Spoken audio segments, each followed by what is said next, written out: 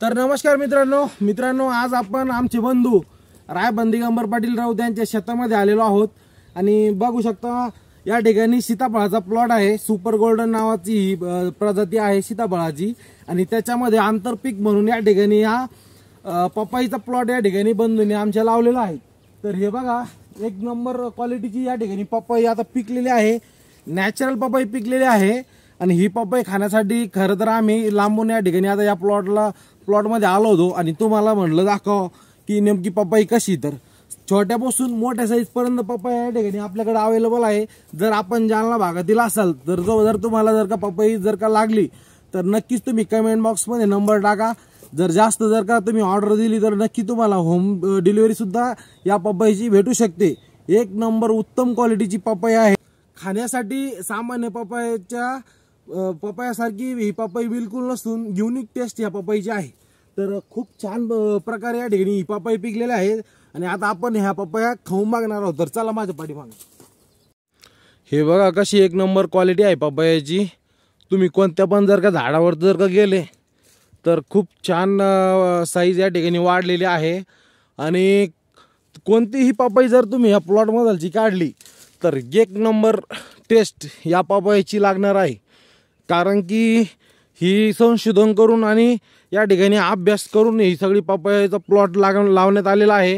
याची सुरुवातीपासून एकदम चांगल्या प्रकारे निगा राखली गेलेली आहे आणि आमचे जे बंधू आहेत रायबंद राऊत हे एकदम उच्च शिक्षित आहे आणि त्यांनी सगळे त्यांची नोकरी वगैरे सोडून त्यांनी ह्या शेतावरती त्यांचं लक्ष केंद्रित केलेलं आहे।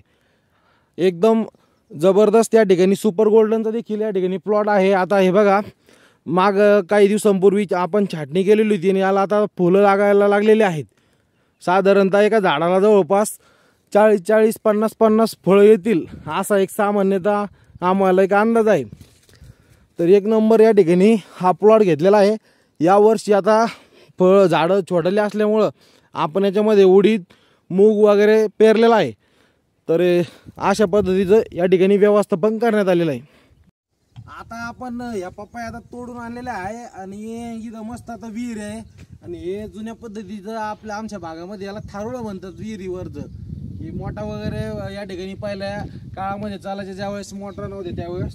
तर आता मस्त निसर्गरम्य वातावरणामध्ये आलेलो आहे आणि आता कापाला काही नाही तर आता ही कटिंग करायची आपली पकड आहे। तर येण्यात आता आपण ही पपई आता कापून बघू। हे बघा कलर बघा मित्रांनो एकदम लाल जरद ही पपई या ठिकाणी आतमध्ये एकदम चांगली पिकलेली आहे, व्यवस्थित पिकलेली आहे, नॅचरली पिकलेली आहे। तर तुम्हाला आता आतून कापून दाखवतो मी पपई नेमकी कशी। तर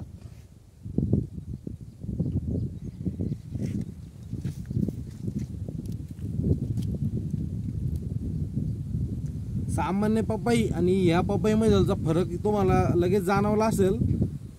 सामान्य जर का पपई जर का आपण बघितली तर ती भुरकट कलरची असते, फिकट कलर तिचा असतो, पण ही एकदम लाल जरद आहे आणि चांगली उत्कृष्ट प्रकारे ही पिकलेली आहे आणि खाण्यासाठी खूप चांगली आहे। आरोग्यासाठी देखील एकदम चांगली पपई ही समजली जाते।